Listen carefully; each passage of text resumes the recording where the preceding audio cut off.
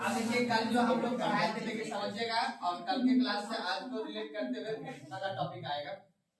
तो कल जो हम लोग यहाँ पे देखिए समझिएगा, कल जो समझे होंगे वहां पर आपको समझ में आ जाएगा। कल हमने बताया था कि अंतर संबंधों के आधार पे और उसके बाद हमने बताया था आपको विकास की अवस्था के आधार बताए थे ना। विकास की अवस्था के आधार पे हमने 3 कैटेगरी बताया था कि आपको देश को बनाया गया है। एक को हम लोग ने बोला था कि एक कौन सा है बाबू, अल्प विकसित कौन है बाबू, अल्प विकसित देश है, ठीक है। और एक को हम लोग क्या बोलेंगे, विकासशील, ठीक है। एक को क्या बोलेंगे, विकासशील देश बोलेंगे और एक को क्या बोलेंगे, विकसित देश बोलेंगे, ठीक है ना। आप देखिए समझिएगा, यहाँ पे ध्यान समझिएगा और जो सवाल जिससे पूछेंगे उसको जवाब देना। अगर अल्प विकसित देश अगर कोई है, अगर कोई अल्प विकसित देश है तो वहां पे क्या होगा आप बताओ। प्राइमरी सेक्टर का क्या होगा, निर्माण कम हुआ होगा या ज्यादा हुआ होगा। देखो 3 सेक्टर हमने बताया था आपको, प्राइमरी सेक्टर और सेकेंडरी सेक्टर और टर्शियरी सेक्टर। अगर कोई अल्प विकसित देश है वहां पे प्राइमरी सेक्टर का क्या होगा, वृद्धि ज्यादा हो रहा होगा, पर सेकेंडरी सेक्टर और टर्शियरी सेक्टर का क्या होगा, वृद्धि कम हो रहा होगा। इस वजह से विकसित कम रहा, सेकेंडरी सेक्टर और टर्शियरी सेक्टर का विकास कम हुआ होगा। इस वजह से वो देश कौन सी कैटेगरी में आएगा, प्राइमरी सेक्टर समझ गया ना, जिसमें अभी खनन वहां पे है लेकिन वहां पे विनिर्माण अभी नहीं हो रहा है, उद्योग वहां पे इंडस्ट्रियल नहीं आ रहा है। तो जहां पे प्राइमरी सेक्टर का सिर्फ वृद्धि ज्यादा हुआ हो पर सेकेंडरी सेक्टर का वृद्धि कम हुआ हो, और टर्शियरी सेक्टर जिसको हम क्या बोलते हैं, सेवा से। 3 तरह का सेक्टर बताए थे। इस टर्म को याद रख लो, इकोनॉमिक्स का एक टूल है। आगे जब हम समझेंगे तो आगे जो आएगा कि किस देश का नेशनल इनकम, यानी किसी भी देश का अगर नेशनल इनकम निकालना होगा तो हमें वस्तु और सेवा, सुना बात को, वस्तु हम आगे बताएंगे। वस्तु आपका 3 प्रकार के होते हैं, ठीक है ना। एक को हम बोलते हैं मध्यवर्ती वस्तु और एक को बोलते हैं अंतिम वस्तु। और उसके बाद अंतिम वस्तु में ही 2 तरह का होता है। एक पूंजीगत वस्तु होता है, जैसे मान लेते हैं को आदमी ने बस खरीद लिया या ट्रक खरीद लिया, वो क्या हुआ, वो भी गुड्स है, वस्तु है, लेकिन उससे क्या आएगा, मेरा रेवेन्यू जनरेट होगा। समझ बात को, कोई व्यक्ति ने क्या खरीद लिया, शर्ट खरीद लिया, समझ बात को ना, तो अब उससे रेवेन्यू जनरेट होगा, नहीं होगा। कोई आदमी गोल्ड खरीदा, तो कहने का मतलब है कि आपको ये टूल को दिमाग में बैठा लेना। प्राइमरी सेक्टर किसको बोलेंगे, कृषि आधारित अर्थव्यवस्था, यानी वैसा देश जो किस पे डिपेंडेंट हो, सिर्फ कृषि पे डिपेंडेंट हो, और उसके पास खनिज संसाधन है पर खनिज संसाधन अभी तक निकाला हुआ वहां पे नहीं है। वो कौन सा होगा, प्राकृतिक। और सेकेंडरी कौन सा होता है, जिसको जो उद्योग पे आधारित हो, निर्माण पे, विनिर्माण पे आधारित हो, जहाँ पे तेल वगैरह का भंडार ठीक ठाक पाया गया हो, तो वो सब कौन सा होगा, सेकेंडरी। टर्शियरी कौन सा होगा, सेवा। अब देखिए समझिएगा, आखिर ध्यान से, आखिर हमारा देश, ध्यान समझिएगा, आखिर हमारा देश 1950 से जब आजाद हुआ, तो याद रखिएगा 2026 तक में आखिर मेरा देश जो है अभी तक विकासशील श्रेणी में ही क्यों है, विकसित श्रेणी में अभी तक क्यों नहीं हो पाया, इसको समझना है। जब किसी भी अर्थव्यवस्था का ग्रोथ होता है दोस्त, आपको पता ही है आजादी के समय हम लोग जो है कौन सा सेक्टर पर आधारित थे बाबू, प्राइमरी सेक्टर पर आधारित थे। समझा बात को। अब हम लोग क्या किए, अब अल्प विकसित में समझ लेना, प्राइमरी सेक्टर ज्यादा होना चाहिए, सेकेंडरी और टर्शियरी सेक्टर क्या होता है, कम होता है। वो कौन सा श्रेणी में आएगा, अब देखिए विकासशील में क्या होता है, जहां पे प्राइमरी सेक्टर थोड़ा कम हो गया हो, ठीक है, सेकेंडरी सेक्टर भी वृद्धि कर रहा हो, लेकिन टर्शियरी सेक्टर अत्यधिक मात्रा में वृद्धि कर गया हो। समझा बात को। हमने गलती मेरे देश से यही हो गया है, ठीक है ना। अभी हम समझेंगे कैसे। और जो विकसित श्रेणी में आएगा, जिसका जो है प्राइमरी सेक्टर कम हो और सेकेंडरी सेक्टर अत्यधिक मात्रा में हो और टर्शियरी सेक्टर थोड़ा सा कम मात्रा में हो, समझा बात को, वो देश किस श्रेणी में आएगा, विकसित श्रेणी। आप याद अगर पढ़े होंगे कि 18वीं सदी में ही औद्योगिक क्रांति हुआ था, उद्योग का लगना। आज जो देश का मैंने जो बताया था कि कौन सा देश कौन सा श्रेणी में आ रहा है, विकसित श्रेणी, अर्थात अमेरिका हो, कनाडा हो, ऑस्ट्रेलिया हो, ब्रिटेन हो, जापान हो, जर्मनी हो, ये सभी देश क्या हुआ, अपना सेकेंडरी सेक्टर को क्या हुआ, काफी ज्यादा इंप्रूवमेंट किया, जिस वजह से वो देश किसमें शामिल हो गया, विकसित श्रेणी में देश शामिल हो गया। मेरी बात समझ में सबको आ रहा है ना। अब क्या हुआ, देखो हमारा देश 1950 से लेके 1980 से लेके 90 तक में हम किस पे सेक्टर पे ध्यान दिए बाबू, प्राइमरी सेक्टर पे। हाँ भाई बिहार है, कृषि आधारित काम चल रहा है, कृषि उत्पादन करो, खाओ पियो रहो, ऐश मौज करो, कोई दिक्कत नहीं है। हम आपके लिए जितना टैक्स आता था हम समाज के कल्याण के लिए काम कर देते थे, वृद्धा पेंशन ये सब जितना होता था, और जो भी डिफेंस वगैरह में जो आदमी काम करता था उसका तो जिम्मेदारी सरकार लेता है, सब उम्र भर तक उसको पैसा देना है, पता है ना आपको, पेंशन तो देते हैं। मेरा सारा टैक्स का पैसा खर्च हो जाता था, बचता कुछ भी नहीं था। तो हमने उसके लिए क्या किया, अब फिर हम सोचे यार ऐसा करते हैं ना, हम सेवा क्षेत्र को बढ़ाते हैं। सरकार से गलती हो गई, सेवा क्षेत्र का मतलब हुआ हमने क्या किया, होटल वगैरह, रेस्टोरेंट वगैरह, बैंक वगैरह का सुविधा, बीमा वगैरह का सुविधा, ठीक है ना, इन सभी क्षेत्र को हम ज्यादा खोल दिए, ठीक है ना। जैसे कि आप देखे होंगे, जैसे मेरा हो गया गोवा क्षेत्र हो गया, उत्तराखंड का क्षेत्र हो गया, हिमाचल प्रदेश का, वहां पर हमने टूरिज्म का क्या किया, विकास। टूरिज्म जब विकास हुआ तो मेरा सेकेंडरी सेक्टर का विकास नहीं हुआ, कौन सेक्टर का विकास हो गया, टर्सरी सेक्टर का विकास हो गया। अब भाई टर्सरी सेक्टर को हम विकास करने पे ध्यान दिए, लेकिन सबके पास पैसा होगा तभी ना टर्सरी सेक्टर का विकास होगा, समझ में बात ना। तो मेरा सेक्टर जो है यानी मेरा देश जो है 1990 के बाद इस श्रेणी पे ध्यान दिया, कौन सा, सेकेंडरी सेक्टर। यानी आपको पता होगा एलपीजी मॉडल, पता है ना, लिबरलाइजेशन, प्राइवेटाइजेशन और ग्लोबलाइजेशन, समझ बात करो, वैश्वीकरण यानी निजीकरण, उदारीकरण और वैश्वीकरण को हमने अपनाया। हमने आपको बताया था पहले मेरा अर्थव्यवस्था क्या था, क्लोज इकोनॉमिक्स में था, हमने बताया था ना, अंतर संबंधों के आधार पर अर्थव्यवस्था दो प्रकार, एक ओपन इकोनॉमिक्स और एक क्लोज इकोनॉमिक्स। अगर किसी देश दूसरे देश के साथ आयात निर्यात हो रहा है तो वो कौन सा ओपनिंग होगा, ओपन। अपने देश के अंदर ही हम सब कुछ कर रहे हैं, भले ही दूसरे से पैसा ट्रांसफर कर रहे हैं, वो सब क्या हो गया, क्लोज इकोनॉमिक्स, बंद अर्थव्यवस्था हो गया। तो हमने 1991 के बाद मैंने ओपन इकोनॉमिक्स अपनाया, क्योंकि हमें ये डर था कि कोई देश अगर, क्योंकि हम बनाए ना आजाद हुए थे, तो हमने उदारीकरण को नहीं अपनाया, हमने वैश्वीकरण को उतना नहीं अपनाया, क्योंकि रीजन ये था कि हम कोई देश आए और मेरे यहाँ व्यापार करने आए फिर हमको गुलाम ना बना दे। इसलिए से हम 1991 के बाद हमने क्या कहा, वैश्वीकरण यानी सब देश के लिए खोल दिया कि आओ मेरे देश में निवेश करो, ताकि ज्यादा से ज्यादा क्या हो जाएगा, डेवलपमेंट होगा। हमने कल भी बताया था आपको, ऑस्ट्रेलिया अभी नंबर 1 पे है जहां पे की निवेश ज्यादा होगा वर्ल्ड लेवल पे। अब हमको ये बताइए कि आप यहाँ समझिएगा, क्वेश्चन पूछता है अगर किसी देश को विकास विकसित श्रेणी में शामिल करना है तो कौन सा सेक्टर पे ध्यान देगा, सेकेंडरी सेक्टर में। अब हमारा देश क्या कर रहा है, अब हम कहने का मतलब है 2010 ईस्वी के बाद, 2014 ईस्वी के बाद जो है हमारा देश का मैंड, अब जो भी सरकार योजना बना रही है, हमेशा सरकार सोच रही है हम सेकेंडरी सेक्टर को क्या करें, बढ़ावा दें। अब इसलिए देखते होंगे आपको मत्स्य पालन, पशुपालन, इन सभी चीज के लिए काम, जिससे निर्माण हो सके, समझ बात को। और ज्यादा से ज्यादा मोबाइल वगैरह को हम लोग, अभी भी सोचो कि हम लोग सेकेंडरी सेक्टर पर आत्मनिर्भर नहीं है, क्या है, दूसरे पे क्या है, आश्रित है। अभी देखो इलेक्ट्रॉनिक्स गैजेट, पता है ना आपको, सारा हम कहाँ से मंगाते हैं, चीन से। मोबाइल चार्जर वार्जर जितने भी मोबाइल का कुछ वगैरह सामान होता है हम किससे मंगाते हैं, चीन से मंगाते हैं। तो कहने का मतलब है कि अभी भी हमारे यहाँ विनिर्माण क्षेत्र में अभी बढ़ावा नहीं हुआ, अभी भी टीवी, एलईडी, फ्रिज वगैरह हम दूसरे देश से ही निर्यात करते हैं बाबू, ठीक है ना। भले हमारे यहाँ असेंबल होता है, लेकिन मैन्युफैक्चरिंग प्रोडक्ट छोटा छोटा प्रोडक्ट होता है हम विदेश से मंगाते हैं, यहाँ पे जाकर मैन्युफैक्चरिंग करके अभी भी हम उसको क्या कर रहे हैं, ग्रोथ करने का काम कर रहे हैं। अब सरकार जब भी योजना लाते हैं, चाहे पीएलआई योजना हो, चाहे जितने भी इंफ्रास्ट्रक्चर को डेवलपमेंट के लिए काम करने की योजना हो, उसमें क्या कर रहे हैं, सेकेंडरी सेक्टर को हम बढ़ावा।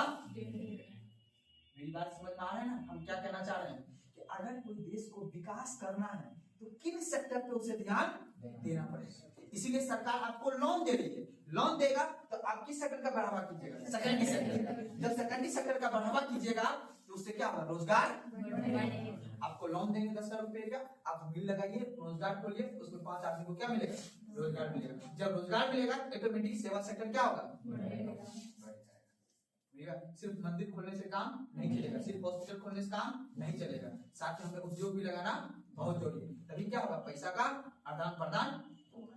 अब इसी पैसा के आदान प्रदान से हमें समझना है कि इनकम का यानी आय का जो है फॉलो कैसे होता है, सुना बात बोल, आय समझ तो इनकम जिसको बोलते हैं, इनकम का क्या होता है, फॉलो कैसे होता है। इसी चीज को समझ के फिर तब हमको अगला कॉन्सेप्ट क्या पढ़ेंगे, नेशनल इनकम पढ़ेंगे। अभी देखिए समझिएगा, इसमें कोई दिक्कत नहीं ना।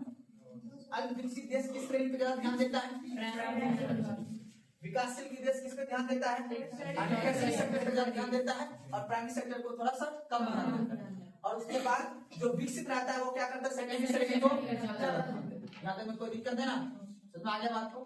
चलो अब हम लोग आगे बढ़ते हैं यहाँ से। अब आप लोग बताइए, अगर आपका नौकरी कल को लगेगा, ठीक है ना, अगर किसी भी व्यक्ति को सरकार ने नौकरी दिया, अगर नौकरी लगेगा तो आप क्या कीजिएगा? अगर आपका नौकरी लगेगा तो कहने का मतलब आपका क्या होगा बाबू? परिवार होगा। क्या होगा? परिवार। अरे आसान भाषा में समझिए, तब हम समझेंगे इकोनॉमिक्स की भाषा।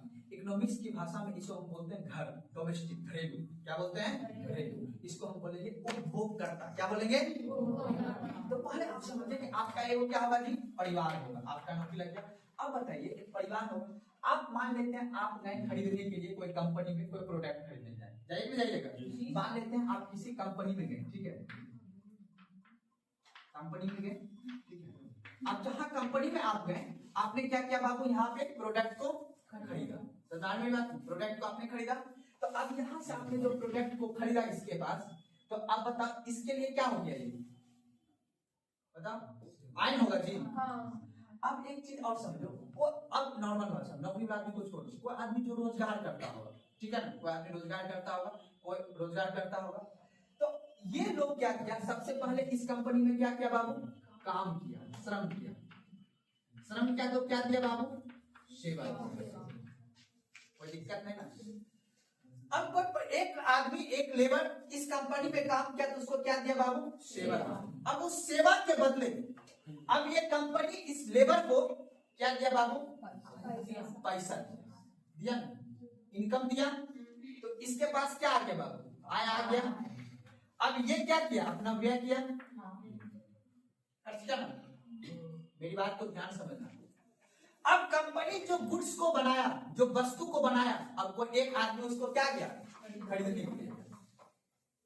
मेरी बात समझ में आ रहा है ना? हम क्या करें? टर्म को समझना है, किस तरह आय इनकम का आदान प्रदान होता है, इस बात को समझना है। तो अभी हम बता रहे हैं दो आदमी के बीच इनकम का कैसे ट्रांसफर होता है, तो इसको हम लोग बोलते हैं कौन सा? पूंजीवादी अर्थव्यवस्था बोलेंगे। अब हम लोग तो मिश्रित है ना, मिश्रित। एक आदमी और आएगा, उसका नाम होगा सरकार, उसको समझेंगे, पहले इसको समझना। अब इसी परिवार में से एक आदमी था नौकरी वाला, तो नौकरी वाला यहाँ पे गया, एक कार खरीद के आ गया। ध्यान समझना, पहले एक परिवार का आदमी था, इसी में कोई लेबर था, उस कंपनी में काम किया, वो सेवा दिया। अब वही कंपनी उस व्यक्ति को, उसी व्यक्ति को क्या दिया? पैसा दिया। अब वही व्यक्ति, समझ लो, अब नौकरी वाला को छोड़ो, ठीक है ना, नौकरी वाला, वही व्यक्ति क्या हुआ?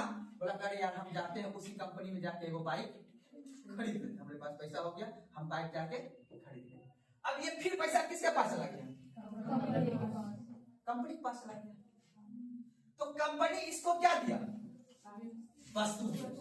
जिस वस्तु का उत्पादन कंपनी ने किया, वही वस्तु को जब ये परिवार अर्थात ये लोग खरीदा, तो उसको क्या मिल गया बाबू? सेवा दिया। कंपनी ने इसको क्या दिया? सेवा। समझा बात को ना?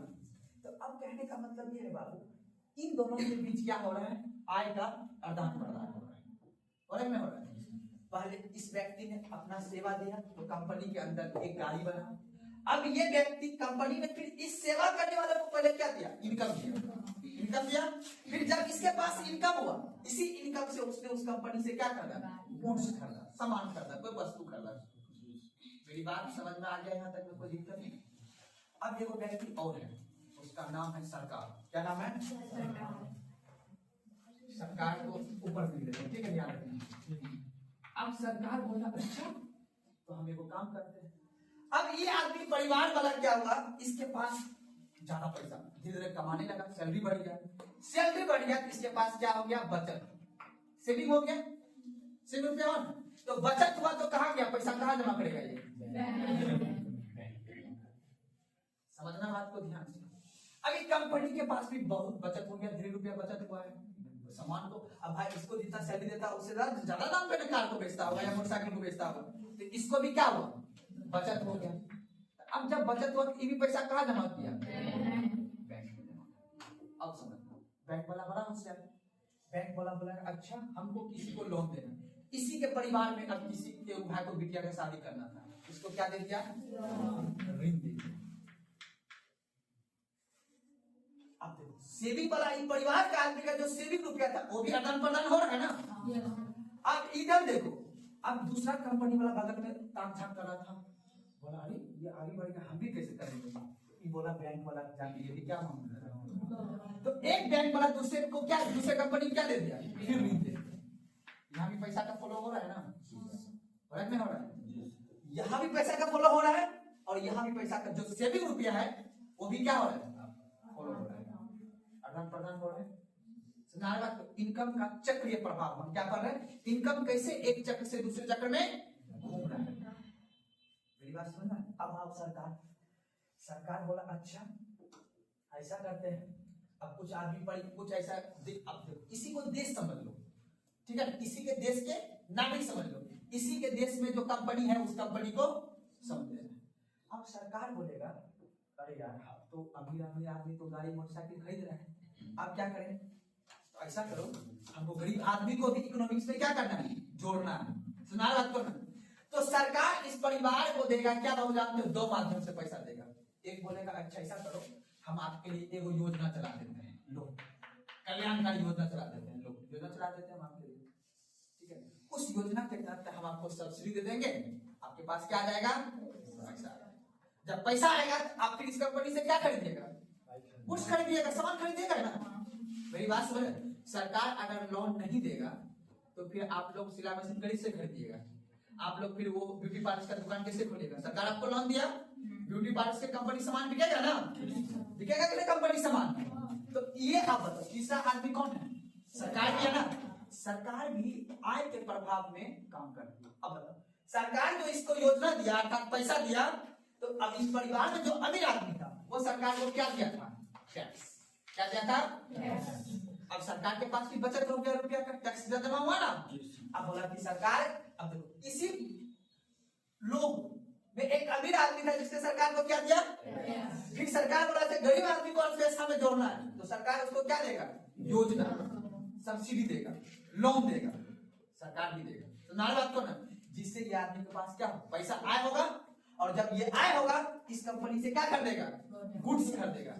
अब जितना ज्यादा गुड्स बिकेगा उतना ज्यादा ये क्या करेगा, रोजगार जनरेट होगा कि नहीं होगा, कंपनी में काम बढ़ेगा, मांग वस्तु का बढ़ेगा, ऑब्वियसली बात है यहाँ रोजगार ज्यादा बढ़ेगा कि नहीं बढ़ेगा। जब रोजगार बढ़ेगा तो ऑब्वियसली बात मेरा देश क्या होगा, विकास करेगा। मेरी बात समझ में आया ना। जब दो में हो रहा है उसको बोलते हैं आय चक्रीय। दो तरह के होते हैं, दो आय चक्रीय होता है और त्रि आय चक्रीय होता है, एक होता है चतुर्थ आय चक्रीय।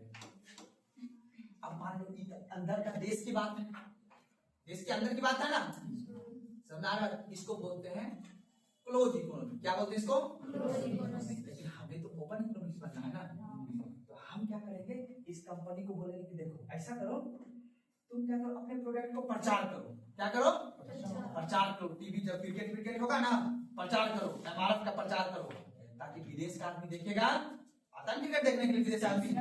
तो हम एक और सेक्टर का विकास करेंगे जिसे हम बोलेंगे विदेशी क्षेत्र, विदेशी क्षेत्र। अब इसको भी शामिल करेंगे। अब जो है हम अपना परिवार को बढ़ाएंगे, समझे बात को ना। जब परिवार को बढ़ाएंगे तो विदेशी, मान लो एग्जाम्पल के लिए कि हम यूएसए में जाके प्रचार करेंगे कि हमारे यहाँ पे इस सामान अच्छा होता है, आप ले लीजिए, समझे बात को ना। तो अब यहाँ भी आय का जनरेट होगा कि नहीं होगा, बोले कि ना बोले।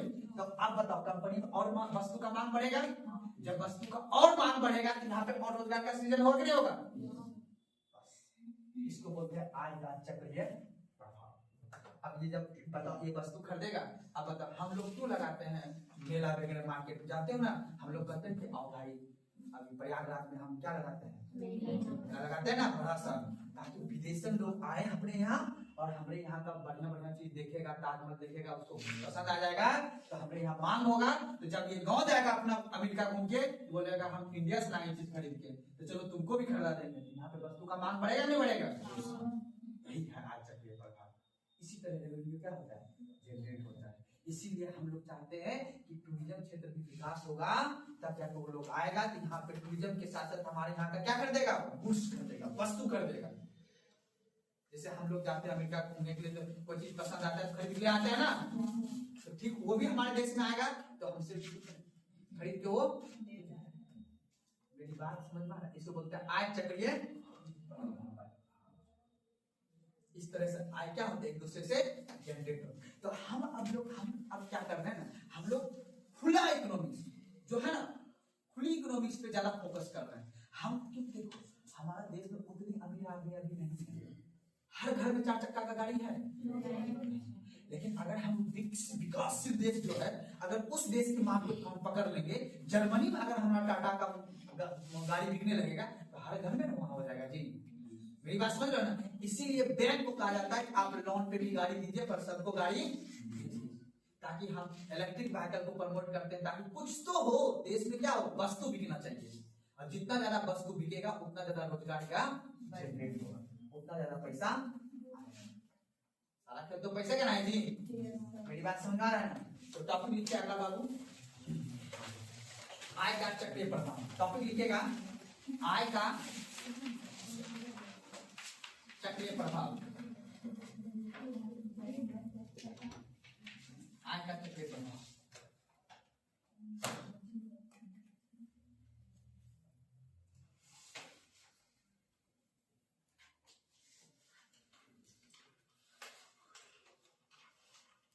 देखिए आय का चक्रीय प्रभाव, ये वाला डायग्राम बना लिया, मजा आ जाएगा। ये वाला जैसे हमने देखो पहला एरो देखो ध्यान से, ये वाला निकाल दो, ये वाला ठीक है। पहला वाला एरो लो, ऐसे करके यहाँ से सीधा कंपनी में मिलाओ, उसको बोलो श्रम और सेवा।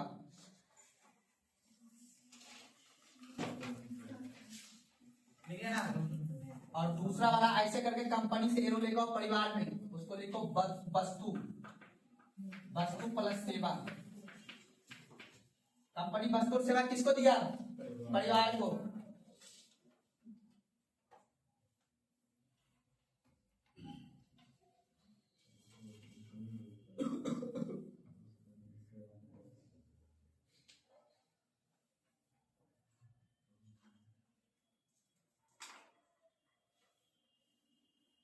कोई दिक्कत समझने में? पहले जैसे जैसे बोले दो एरो लगाना, ज्यादा एक्स्ट्रा नहीं उतारना है और भी ऐड करना है।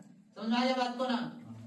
अब बताओ, जब कोई श्रम किसके यहाँ कंपनी में काम किया तो श्रम के लिए अब क्या आ गया? यहाँ से बताओ, आया आ गया, क्या आ गया? इनकम। क्या आया?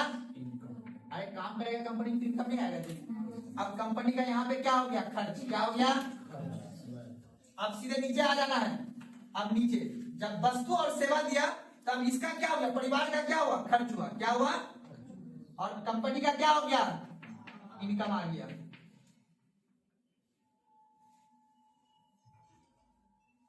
क्या समझ में नहीं आ रहा है? जहां समझ में नहीं तुरंत रोक के आपको पूछना है। नहीं ना समझ आ रहा है ना? नहीं आया? आज पहले लिख लो तब समझाया। इस सबको मिटाओ, पहले आराम से समझो। इस सबको भी मिटाओ, हाँ पहले जितना हम लिखे उतने उतारना है, इस सब बीच में नहीं उतारना है। वैसे तो जैसे समझाए, पहला एरो खींच के हमने बोला श्रम, कंपनी में काम किया कौन? मजदूर। मजदूर ने क्या दिया? यानी कोई दिक्कत नहीं। उसके बदले में कंपनी उसको क्या दिया? सैलरी दिया होगा ना, पैसा। तो कंपनी जब मजदूर को दिया पैसा, तो मजदूर के लिए क्या हो गया? आय हो गया, जनरेट हो गया। और कंपनी का क्या हुआ? व्यय मतलब खर्च। इकोनॉमिक्स की भाषा को बार बार टर्म ऑब्जेक्टिव में यही पूछता है। तो कंपनी का क्या हो गया? यहाँ पे व्यय हो गया। अब चलो, अब कंपनी क्या किया? इसी परिवार को या किसी व्यक्ति को अपने यहाँ से जो उसने वस्तु और सेवा बना था वो दूसरे को क्या किया? बेच दिया। बेच दिया ना जी? तो अब बताओ, कंपनी जब बेचा किसी व्यक्ति को वस्तु और सेवा, तो अब बताओ कंपनी के लिए क्या आया? इनकम आया होगा। और इस व्यक्ति के लिए क्या हुआ? खर्च हुआ होगा ना पैसा। अरे मोटरसाइकिल एग्जाम्पल के लिए, मोबाइल कोई खरीदा होगा कंपनी से, तो अब बता, जब इसके पास पैसा आया होगा, देखो पहले जैसे इनकम आया, वो इनकम को कहाँ खर्च किया? समझा रहे ना? जिस तरह की सैलरी कंपनी किसको दिया था? परिवार को।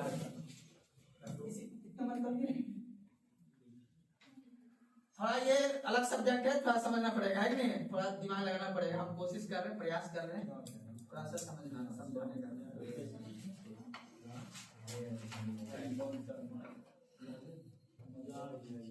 लिखिए ना,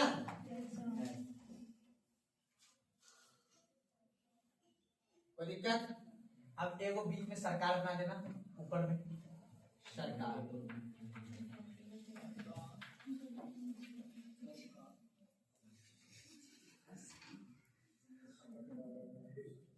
समझेंगे ना? अब बताओ, सरकार को अमीर वर्ग क्या देगा? तो सरकार फिर क्या वापस में करेगा गरीब वर्ग के लिए? योजना देगा।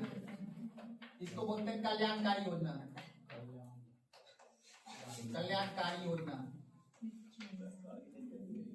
एरो को बस ध्यान रखना है, टैक्स दिया सरकार को, सरकार ने दिया कल्याणकारी योजना। एरो को ध्यान रखना है, एरो कहां से कहां है।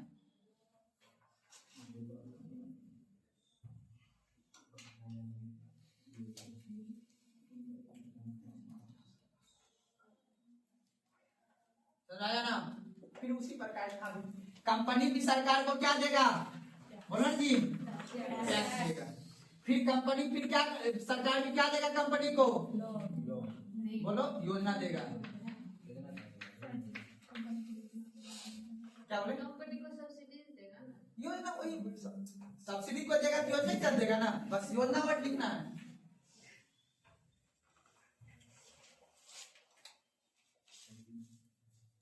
आज देखो जो अनिल अंबानी वगैरह है, बड़े बड़े कंपनी जो है, गौतम अडानी सब जो है, सरकार उसको बोलता है ना, हाँ कम रुक लीजिए, हम आपका लोन को क्या कर देते हैं, माफ। तो सब्सिडी दिया क्या सरकार? छूट दिया ना। क्यों? ताकि आप ज्यादा से ज्यादा कंपनी को लगाइए, ताकि ज्यादा से ज्यादा क्या मिलेगा यहाँ व्यक्ति को? रोजगार।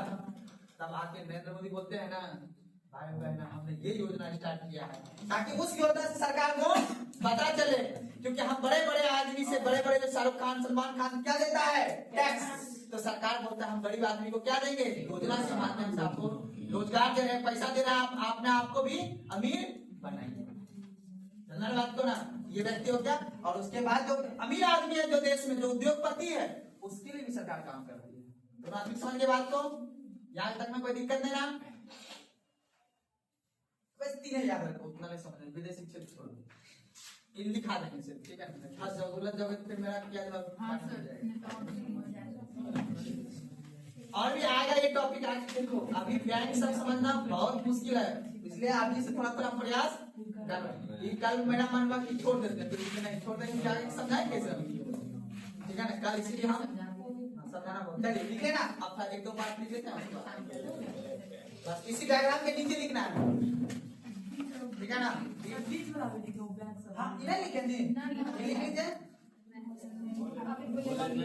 हाँ लिख लीजिए, इसको लिख लीजिए।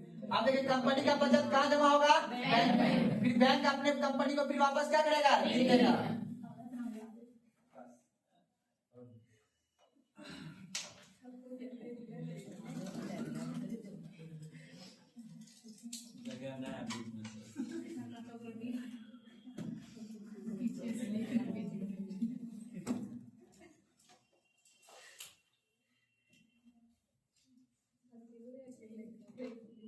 चॉकलेट खाइएगा जी? चॉकलेट नहीं, महंगा पे है।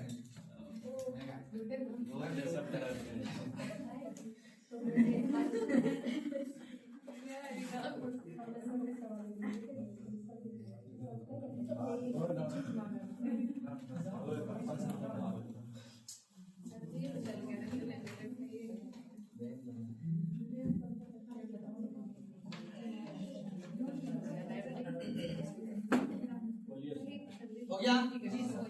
डायग्राम के नीचे लिख लेना है बात, लिखिए। किसी भी बात नहीं, किसी भी अर्थव्यवस्था में, किसी भी अर्थव्यवस्था में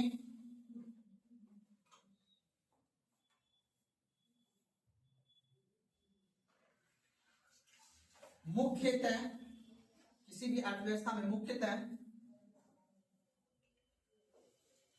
3 आर्थिक संस्था होती है। आर्थिक संस्था होती है।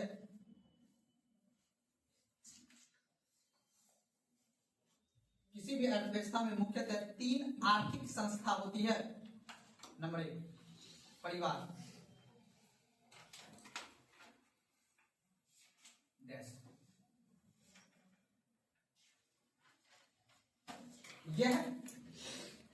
यह श्रम एवं भूमि के स्वामी हैं। यह श्रम एवं भूमि के स्वामी हैं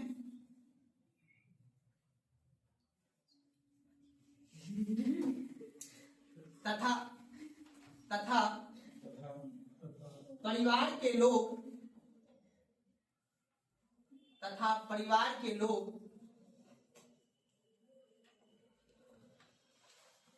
कंपनी को श्रम के रूप में मजदूरी जिसको बोलते हैं, श्रम के रूप में संसाधन उपलब्ध कराते हैं,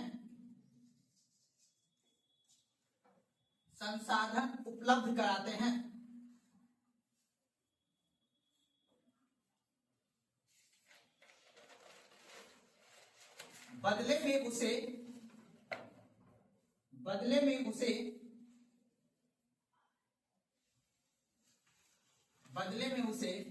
आय प्राप्त होती है,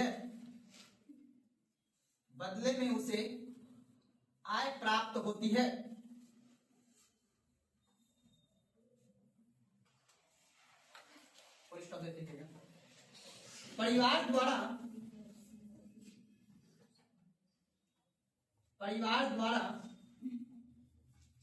अपनी आवश्यकताओं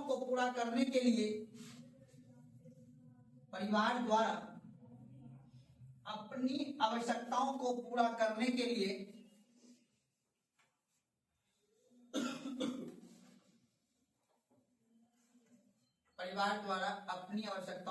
करने के लिए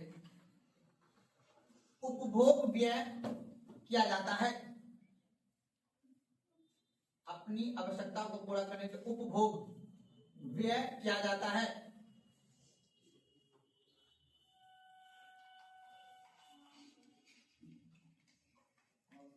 समझने बात को? परिवार क्या होता है? अपने श्रम का यानी अपने भूमि का क्या होता है? घर का मालिक होता है ना जी।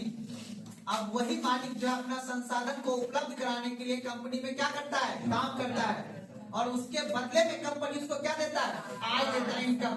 फिर वही परिवार अपनी आवश्यकताओं को पूरा करने के लिए उपभोग व्यय करते हैं, मतलब उपभोग अपने व्यवस्था को पूरा करने के लिए वो खर्च करते हैं। अब आपके पापा मम्मी जब जो जॉब करते हैं और अपनी वस्तु को पूरा खर्चा करने के लिए मार्केट में खर्च करते ना करते हो, वही मेन बात। समझिए बात को? दूसरा लिखिए कंपनी।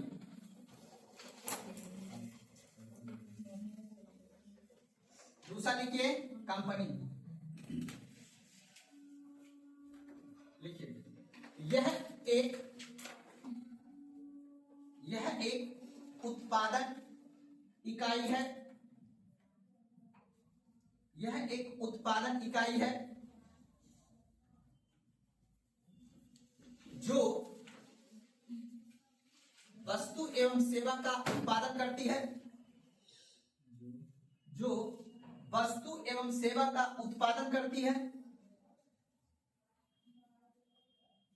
तथा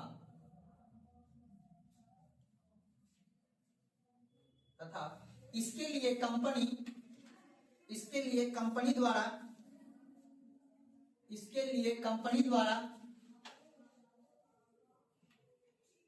निवेश व्यय किया जाता है।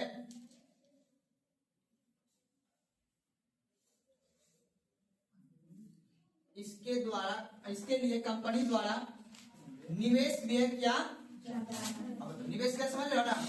अब जो इसको सैलरी दिया यानी जो श्रम काम किया कंपनी में, फिर कंपनी इसको क्या दिया? तो वो क्या हुआ? निवेश व्यय हुआ। यानी जो कंपनी जो खर्च किया यहाँ पे वो निवेश किया ना। निवेश मतलब समझ रहे हो ना? निवेश किया ताकि इसके पास पैसा होगा, फिर यही व्यक्ति हमारे यहाँ क्या करेगा? इनकम देगा, आय देगा। तो कंपनी क्या करता है? कंपनी का अर्थव्यवस्था का दूसरा संस्था का मेन काम है कि वस्तु और सेवा का क्या करना?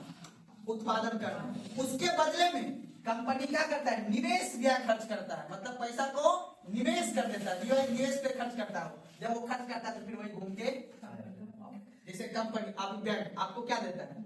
लोन देता है ना, तो वो क्या दिया? आपको पैसा दे दिया, निवेश किया। कंपनी बैंक वाला अपना पैसा क्या किया?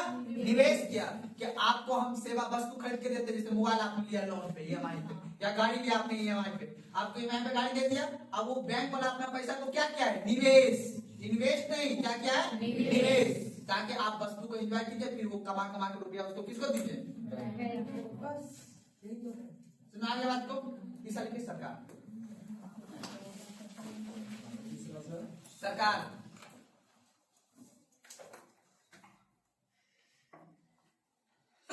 लिखेगा यह परिवार एवं कंपनी के यह परिवार एवं कंपनी के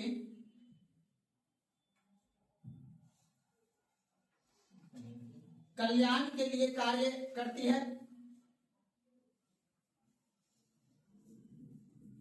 यह परिवार एवं कंपनी के कल्याण के लिए कार्य करती है।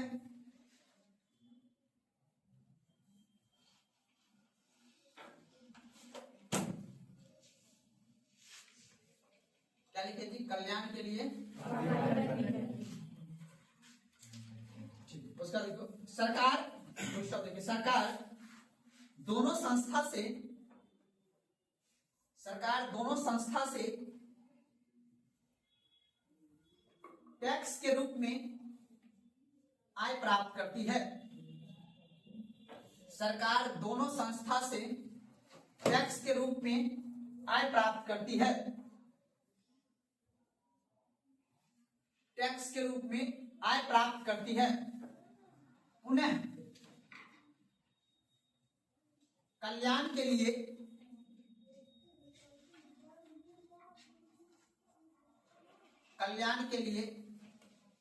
व्यय करती है। अधबो यो यो व्यय करती है। अब तो सरकार की इनकम कहां से आती है? जो हम लोग टैक्स देते हैं, फिर वही टैक्स से हम लोग के लिए क्या करते हैं? खर्च करते हैं। जिस तरह के हमने कंपनी को मैंने क्या दिया? सेवा दिया। कंपनी उसके बदले हमको क्या दिया?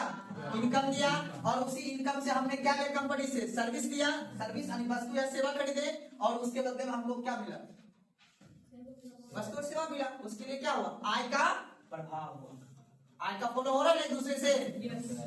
कोई दिक्कत है समझने में? नहीं ना? यहाँ पे ये टॉपिक आपका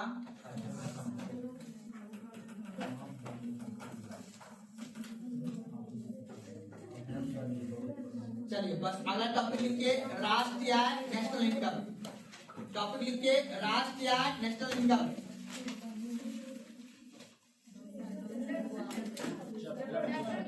हाँ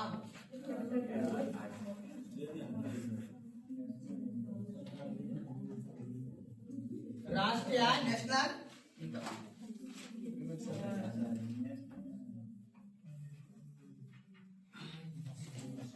लिख लिए।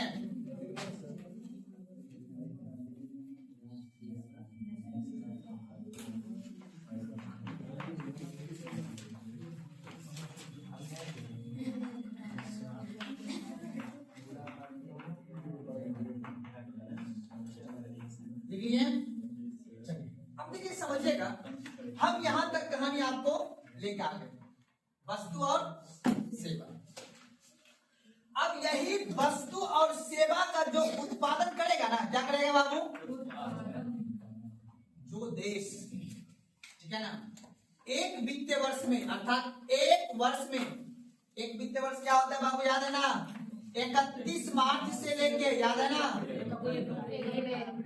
1 अप्रैल तक क्या होता है? तो वस्तु और सेवा का उत्पादन एक वित्त वर्ष में, ठीक है ना। अब इसका क्या होगा? मूल्य भी होगा ना बाबू? बोलो है ना? बोलो ना जी। परिभाषा को दिमाग में बैठाने का हम प्रयास कर रहे हैं। रटोगे फिर समझ में नहीं आएगा। समझना यहाँ पे कॉन्सेप्ट से।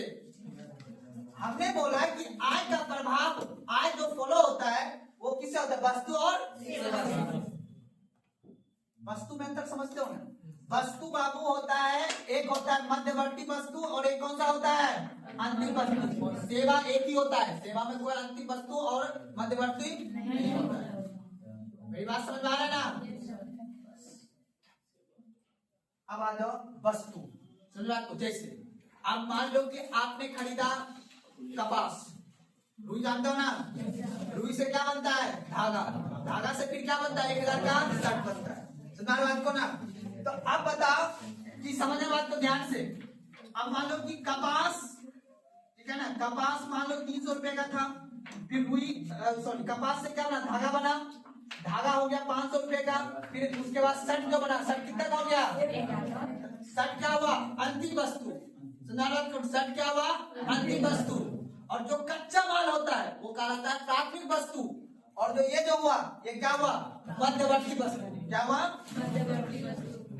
तो याद रखना, हम नेशनल इनकम में सिर्फ किसका काउंटिंग करते हैं? अंतिम वस्तु का। अंतिम वस्तु और सेवा। सवाल को ध्यान समझना। सवाल आता है कि राष्ट्रीय आय क्या है? किसी भी देश के सीमा के अंदर, ध्यान समझना, किसी भी देश के सीमा के अंदर, किसी भी देश बोले तो कौन सा देश? प्यारा सा भारत। एकदम प्यार समझना, ठीक है ना? किसी भी देश के सीमा के अंदर एक वित्तीय वर्ष में कितना बाबू? एक वित्तीय वर्ष में उत्पादन कौन सा? वस्तु प्लस सेवा का, कौन बाबू? वस्तु और सेवा का अंतिम मूल्य कौन सा? अंतिम मौद्रिक मूल्य ही क्या कहलाता है? National income. अभी मौद्रिक मूल्य नहीं समझना, सिर्फ मूल्य समझो, ठीक है ना? अब बताओ, मान लो कपास जहां उत्पादन हुआ होगा कच्चा माल, उसको फैक्ट्री में लेके क्या बनाया होंगे? धागा बनाया होंगे। तो अब बता, जो 300 रुपया यहीं से ट्रांसफर होकर फिर 500 रुपया कैसे हुआ? क्योंकि यहाँ टैक्स जुट गया। अंतिम रूप से टैक्स कौन दिया? जो कंपनी का सेट खरीदा होगा। जैसे हम लोग सेट अंतिम रूप से कौन दिया टैक्स? परिवार के लोग दिया होंगे ना। तो आप बताइए, जो सेट है, आप यहाँ समझ ये कौन सा हुआ? अंतिम वस्तु। तो हम नेशनल इनकम में किसको काउंट करते हैं? अंतिम वस्तु या सेवा। अभी होटल में फ्रिज चल रहा होगा या एसी चल रहा होगा, वो क्या होगा? मध्यवर्ती वस्तु। जब हम उस हवा को अगर हम लेंगे फिर उसके बदले में हम क्या देंगे? उसको पैसा देंगे जी, तब होगा अंतिम सेवा। क्या होगा? अंतिम सेवा। तो हम राष्ट्रीय आय में कभी भी मध्यवर्ती वस्तु को काउंट नहीं करते हैं। कौन सी वस्तु काउंट करते हैं? अंतिम वस्तु और सेवा काउंट करते हैं। किसमें? नेशनल इनकम में। किसमें काउंट करते हैं बाबू? थोड़ा दिमाग में घुसा, कोई दिक्कत है ना? अब फिर से समझा। जिसको समझ में नहीं आए वो हाथ खड़ा करके पूछ लेना। और एक बार क्लास में डिसिप्लिन, ठीक है ना? वैसे इकोनॉमिक्स पढ़ाने वाला मूड खराब रहता है, ठीक है ना? इसलिए क्लास में डिसिप्लिन देगा, हम सीधा निकाल देंगे बाहर। समझ गए ना? याद रखना, तो निकाल देंगे 1 मिनट में, कोई फर्क नहीं पड़ता है।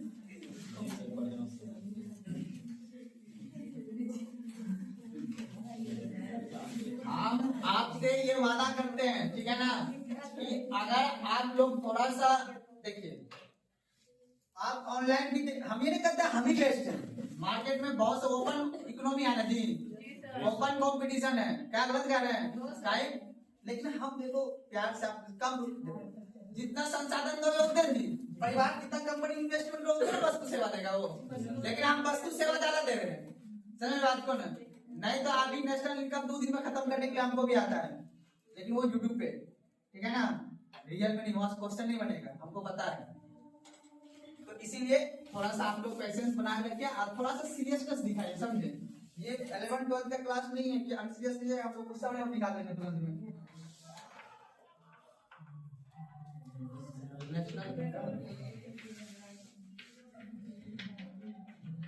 शॉर्ट में आप एनआई लिखते चलेंगे। पहले अब आपको समझना है यहाँ पे, अब बात में जीडीपी जीएनपी सब भी समझेंगे। उससे पहले हमें क्या समझना है? नेशनल इनकम, राष्ट्रीय आय। अब किसी भी देश क्वेश्चन पूछता है कि राष्ट्रीय आय में किस वस्तु की गणना की जाती है और किस वस्तु की गणना नहीं की जाती है। मेरी बात समझ आ रहा है? बात को ना समझ आ रहा है ना? तो अब देखो, हमने बात सारा स्टार्ट कहाँ पे हुआ बाबू? वस्तु का हुआ ना जी, और सेवा।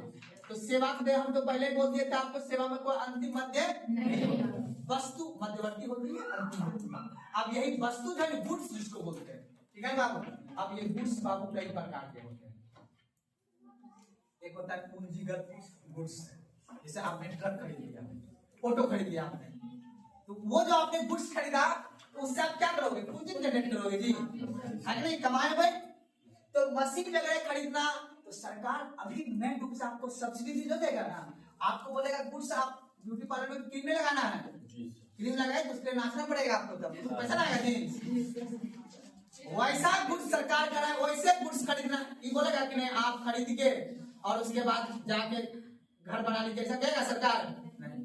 उसके इंदिरा आवास तो दे रहे हैं सरकार। सरकार कहेगा कि हम आपको गुड्स खरीदने के लोन दे रहे हैं, सब्सिडी दे रहे हैं, लेकिन कौन सा खरीदना है? पूंजीगत गुड्स। कौन सा खरीदना है? पूंजीगत वस्तु को खरीदना है बाबू, याद रखिए, जिससे कि और भी ज्यादा पैसा जनरेट हो सके। सरकार बोलेगा मछली पालन कीजिए, पर मछली खाना नहीं है, मछली को क्या करना है? क्योंकि अंतिम रूप से मछली कहाँ बिकेगा? रेस्टोरेंट में, होटल में, सेवा के भाव बिकेगा नहीं, तब उससे क्या आएगा? तो मछली पालन होगा तभी ना। तो इसलिए मछली पालन करना कौन सा गुड्स हुआ? मध्यवर्ती वस्तु अर्थात पूंजीगत वस्तु। समझा बात को ना? आप जैसे बस खरीदोगे, उस पर लोन मिलता है नहीं मिलता है? सब्सिडी मिलता है नहीं मिलता है? तब टैक्स के रूप में सब्सिडी मिलता है नहीं मिलता है? यहाँ में कोई दिक्कत है ना? तो पहले लिख लो एक परिभाषा धीरे धीरे करके। राष्ट्रीय आय क्या? टेस्ट देखिए ना, राष्ट्रीय आय देखिए टेस्ट।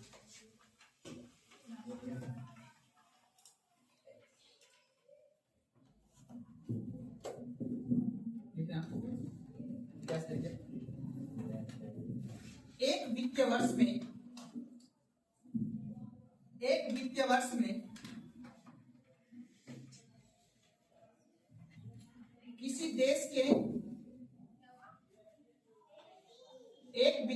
में किसी देश के किसी देश के सामान्य निवासी द्वारा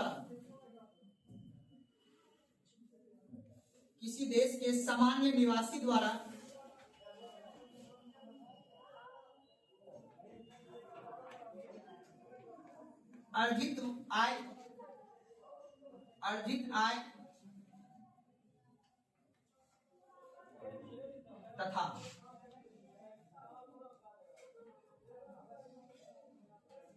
एक वित्तीय वर्ष में, उसी में तथा एक वित्तीय वर्ष में उत्पादित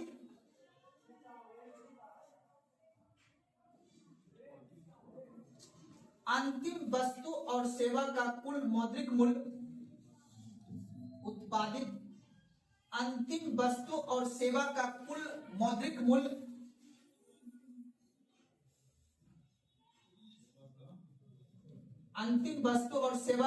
मौद्रिक मूल्य ही राष्ट्रीय आय कहलाता है। मौद्रिक मूल्य ही राष्ट्रीय आय कहलाता है।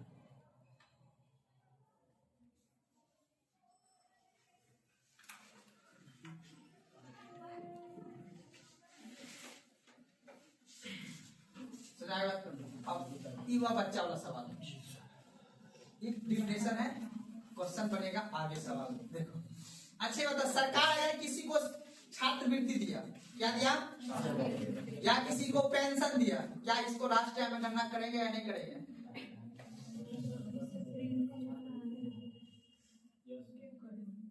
बोले ना जी। अगर सरकार ने किसी व्यक्ति को दिया क्या? पेंशन या छात्रवृत्ति दिया, तो क्या उसको राष्ट्रीय आय में गणना करेंगे या नहीं करेंगे?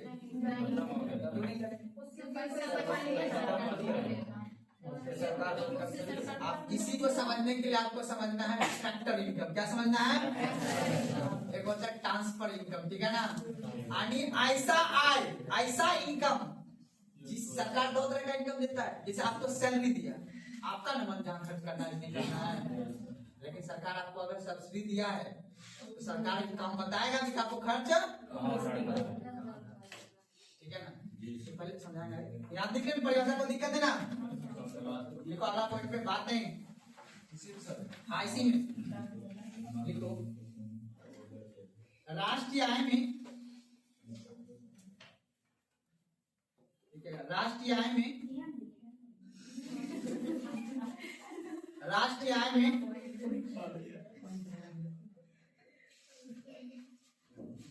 मध्यवर्ती वस्तु,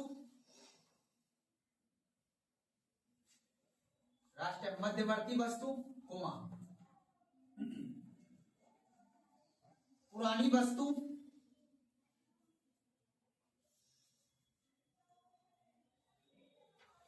दिक्कत है ना? अच्छा एक सेकंड रुक जाओ। अगर कोई धोबी कपड़ा धो रहा है, ठीक है ना, और उससे जो रेवेन्यू इनकम हो रहा है, क्या उसको एनआई में काउंटिंग करेंगे कि नहीं करेंगे?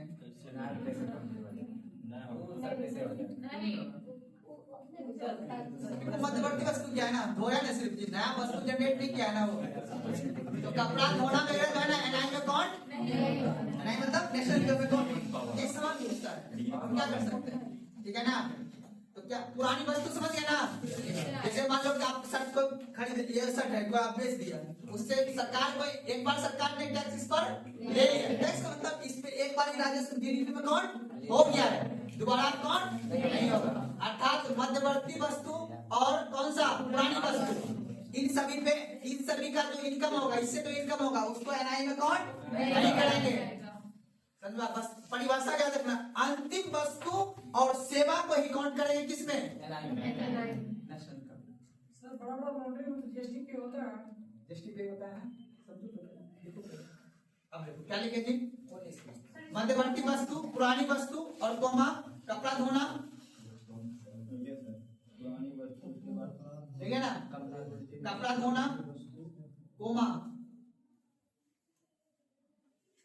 खाना बनाना,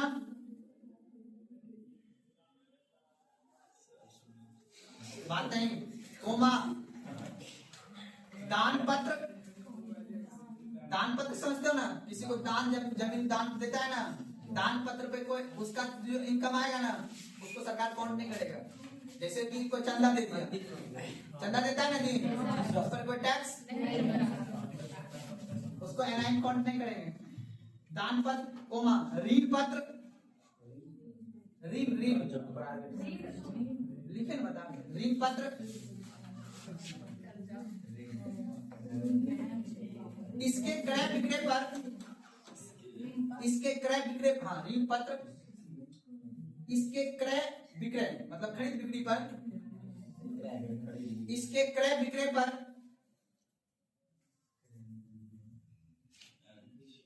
लगा देना कोमा, पेंशन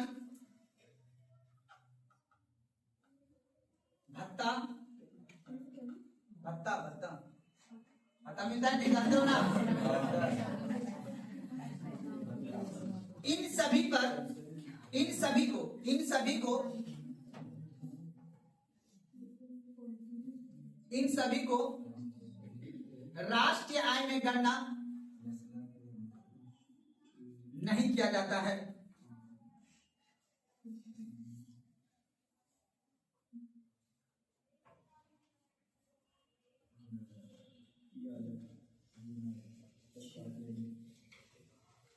राष्ट्रीय आय में गणना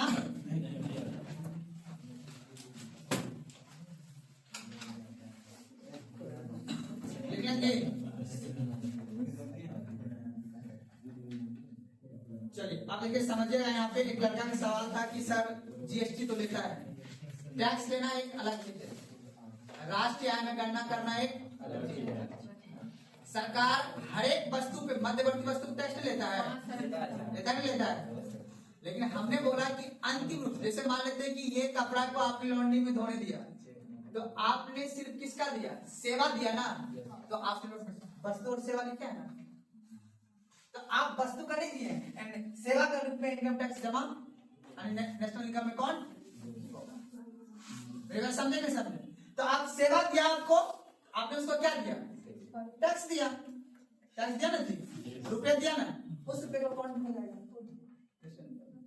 तो पर वो अंतिम वस्तु, हमने परिभाषा में गुड्स में क्या लिखा है? गुड्स अगर है तो वो क्या होना चाहिए? अंतिम वस्तु।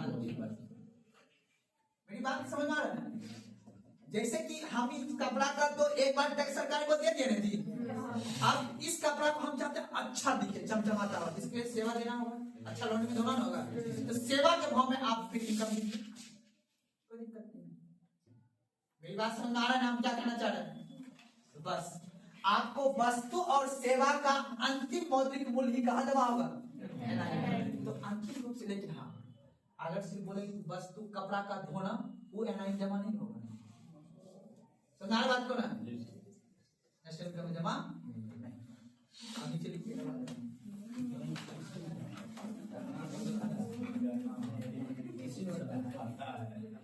लिखेगा, लिखेगा इसके आधार पर लिखेगा। एनआई समझ गए ना, बार बार राष्ट्रीय आय नहीं लिखना है। एनआई में कारक आय को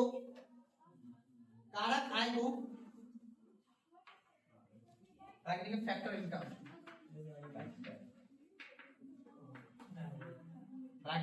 आएगा टर्म आगे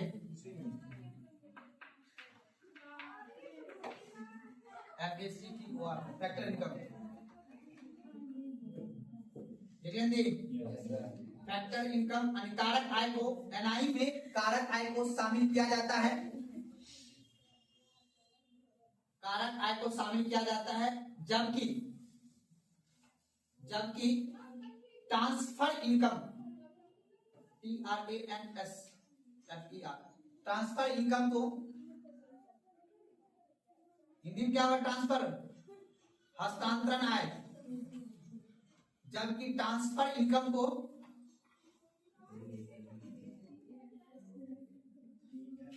शामिल नहीं किया जाता है।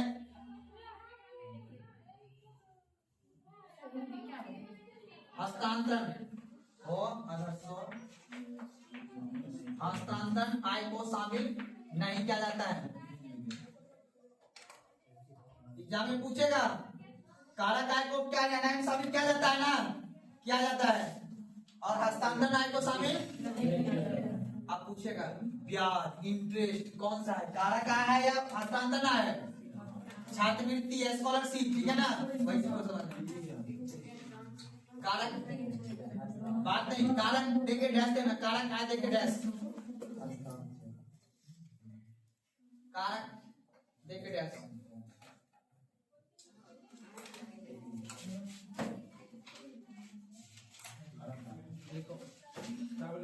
कारक आय देके डैश। भूमि से प्राप्त किराया, जमीन से प्राप्त अगर कोई रेंट आप कमा रहे हो वो एनआई काउंट होगा, ठीक है ना। भूमि से प्राप्त किराया कोमा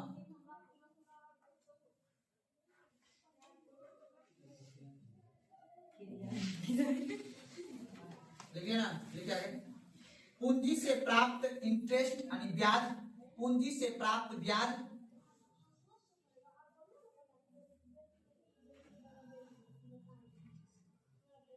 पूंजी से प्राप्त ब्याज, उद्योग से प्राप्त लाभ,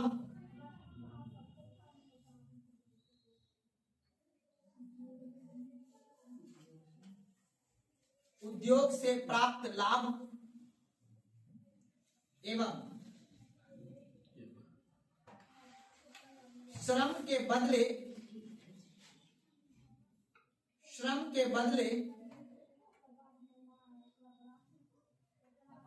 सरकार कर्मचारी से प्राप्त, श्रम के बदले कर्मचारी से प्राप्त वेजेज, WAGE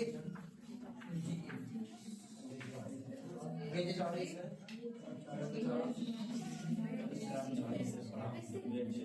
ठीक है ना। इसको हिंदी में क्या बोलते हैं जी, पारिश्रमिक, पारिश्रमिक। अरे जो काम करेंगे ना, काम के बदले में पैसा मिलेगा ना जी, पारिश्रमिक। कर्मचारी से प्राप्त वेज, पारिश्रमिक, ठीक है ना। लिखिए, चलिए बात अगला लिखिए ट्रांसफर इनकम, देखिए डैश। आप बताओ कारक इनकम इस सभी को किसमें काउंट करेंगे, एनआई में। अब मैंने आप बताओ भूमि से प्राप्त जो रुपया होगा, भूमि से प्राप्त रुपया होता है ना, कोई घर दुकान पे लगाते हैं, रेंट पे लगाए ना, उससे जो प्राप्त आय होगा वो आय को कहाँ काउंट करेंगे, एनआई में, नेशनल इनकम में काउंट करेंगे। आप मान लो पैसा को लगा दिए और किस पे, ब्याज पे लगा दिए, उससे जो आपको इंटरेस्ट मिलेगा वो भी कहाँ काउंट होगा। आपने उद्योग खोला है उसमें जो अगर प्रॉफिट होगा वो भी कहाँ काउंट होगा, नेशनल इनकम। आप लिखते ट्रांसफर, बात क्या कर रहे थे पीछे, क्या वो नहीं लिख पाया। चले पूछिए हमसे। कर्मचारी से प्राप्त उसको कर्मचारी से प्राप्त वेजेज यानी वेज, कर्मचारी से प्राप्त वेज, ब्रैकेट लिखिएगा प्री सर्विस, पारी सर्विस, बस उसके बाद कुछ नहीं लिखिए। अभी चारों क्या पॉइंट हुआ है, क्या को मतलब कॉमा लिखे हैं, कितना चार लिखे है ना, चार बार। इन सभी को कहाँ काउंट किया जाएगा, इसलिए मैंने एक के लाइन स्टार्ट किया कि कारक आय को नेशनल इनकम में काउंट किया जाता है, जबकि हस्तांतरण यानी ट्रांसफर इनकम को नेशनल इनकम में काउंट नहीं किया जाता। तो अब कारक आय क्या होता है वो मैंने लिखाया, अभी चार पॉइंट लिखाया, बस याद रखना एग्जाम्पल में यही सवाल पूछेगा, समझ आ गया बात। तो अब देखिए ट्रांसफर आय, हस्तांतरण आय,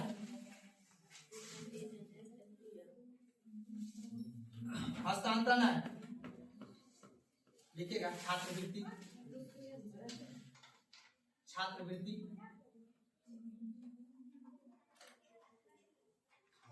छात्रवृत्ति कोमा बेरोजगारी भत्ता, छात्रवृत्ति कोमा बेरोजगारी भत्ता कोमा विधवा पेंशन, बेरोजगारी भत्ता, छात्रवृत्ति कोमा बेरोजगारी भत्ता कोमा विधवा पेंशन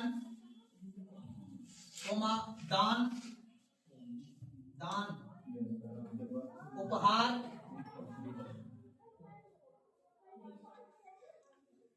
उपहार एवं सरकार के द्वारा दी गई सब्सिडी, सरकार के द्वारा दी गई सब्सिडी, सरकार के द्वारा दी गई सब्सिडी,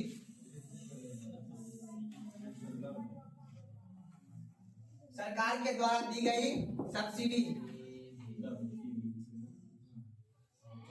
इन सभी को एनआई में शामिल नहीं किया जाता है, इन सभी को एनआई में शामिल।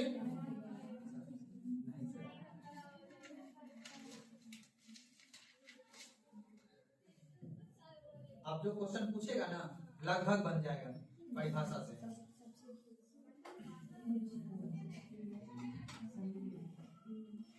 यहाँ तक में कोई दिक्कत?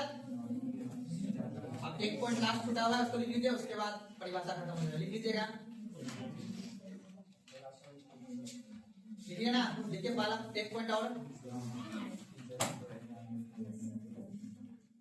लिखिए। एनआई में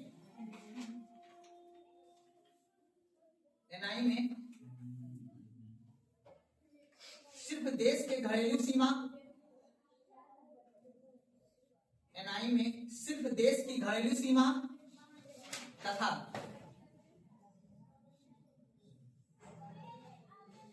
उसके बाहर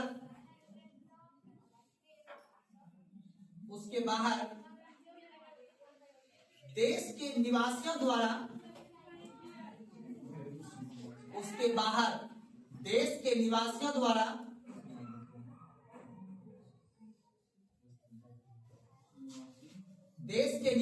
द्वारा अर्जित आय को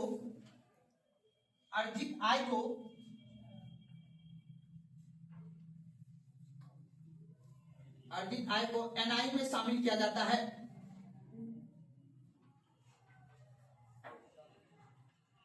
एनआई में शामिल किया जाता है।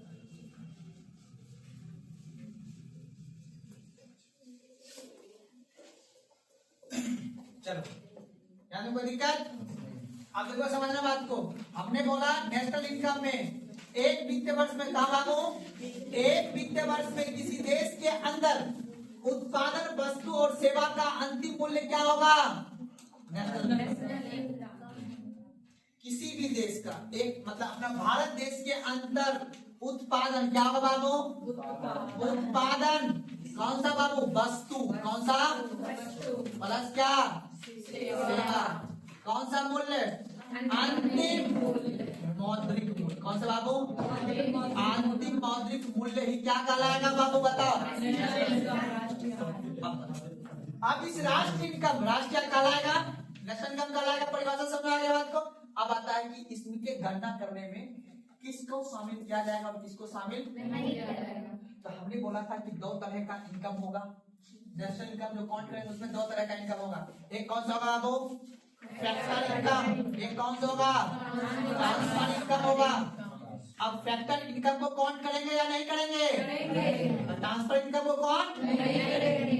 फैक्टर इनकम अब क्या होता है वो आगे समझेंगे, पर एग्जाम्पल के लिए बताए थे ना, कंपनी से प्रॉफिट को कमाना, इंटरेस्ट कमाना है ना, रेंट कमाना, ये सभी कौन सा आएगा? अब ट्रांसफर इनकम क्या होगा? जो सरकार ने क्या दिया हो एक तरह से ट्रांसफर आपको, चाहे आपका छात्रवृत्ति हो, बेरोजगारी भत्ता हो, विधवा पेंशन हो, समझा बात को ना, सरकार के द्वारा दी गई सब्सिडी हो, इन सभी को नेशनल इनकम में कौन? एक बात और, अब मान लो कि अपना यहाँ का कौन? अंबानी साहब। अब अंबानी साहब का मान लो कि फैक्ट्री कहाँ पे है बाबू? बोलो, कहीं न कहीं यूएसए में होगा जी। अब मान लो कि अगर भारत के नागरिकों के द्वारा, क्या बाबू? भारत के नागरिकों के द्वारा अगर विदेश में भी कहीं अगर वो इनकम को जनरेट कर रहा है तो उस इनकम को भी कहाँ काउंट करेंगे? इसलिए मैंने लास्ट टाइम लिखा है, भारत के निवासी जो सामान्य निवासी हैं, भारत के निवासी के द्वारा अगर बाहर में भी कोई अर्जित आय कर रहा है तो उस आय को भी काउंट कहाँ करेंगे? एनआई में काउंट करेंगे। मेरी बात समझ में आ रहा है बाबू? अब बताओ कि भारत का एम्बेसी अगर कोई यूएसए में है, सुने हो ना, यूएसए में है तो वहां से अगर कोई इनकम को जनरेट होगा तो वो कहाँ काउंट किया जाएगा? National income.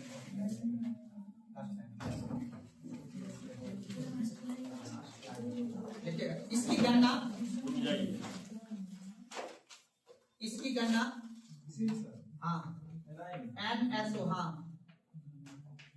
इसकी गणना NSO के द्वारा,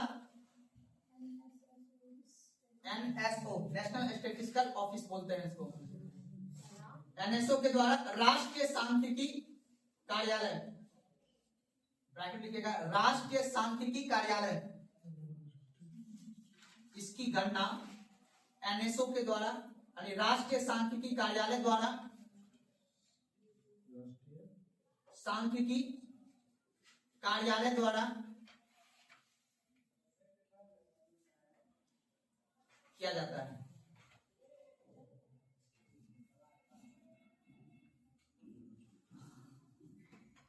कोई दिक्कत? अलग लिखो, गुड्स। अब सेवा के बाद में समझेंगे, क्या समझेंगे? गुड्स। अब गुड्स देखेंगे कितने प्रकार के बताया, मध्यवर्ती और अंतिम। दिमाग में घुस रहा है ना, समझना चाहिए बात को, नहीं तो फिर दिक्कत आ जाएगी। क्या सही है? हंसना नहीं है? कहा असली क्या हुआ?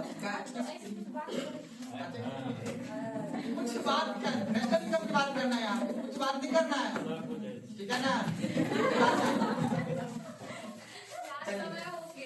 समय हो गया? कितना टाइम हुआ?